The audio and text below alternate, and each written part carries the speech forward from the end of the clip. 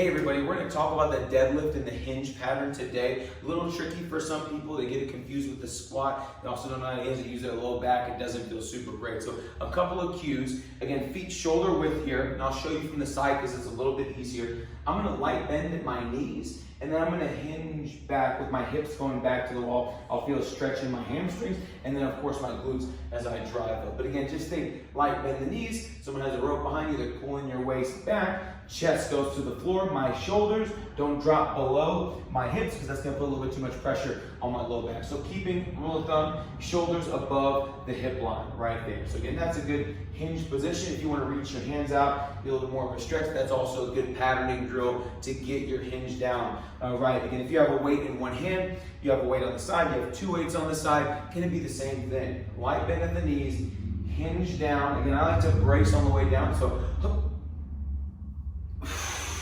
and then exhale on the way to the top. And you can have it from the side too. Same exact thing, boom, pull back up again. It's the same, light bend the knees, hips drive back. I feel a stretch in my hamstrings. I'm not gonna do a whole bunch of funky stuff with my spine. This is braced and locked in. It's similar to how you're in a plank position. So when you're in plank, you're locked in. This is fully straight and engaged. And when you grab a couple of weights like this, you wanna make sure everything in the midsection stays exactly the same. It's my hamstrings and my glutes that are really feeling this. And so when you drive up to the top, you hear, press into the ground. Anytime you drive weight into the ground, you're gonna get more force production out of it. So think about really strong feet, again, maintaining the arches. Again, hips are gonna go back, light bend, hips go back, and then drive up to the top. Watch out for that spine flexing forward and back, and of course, keep the shoulders peeled back. So hope that helps. Let me know if you need anything else.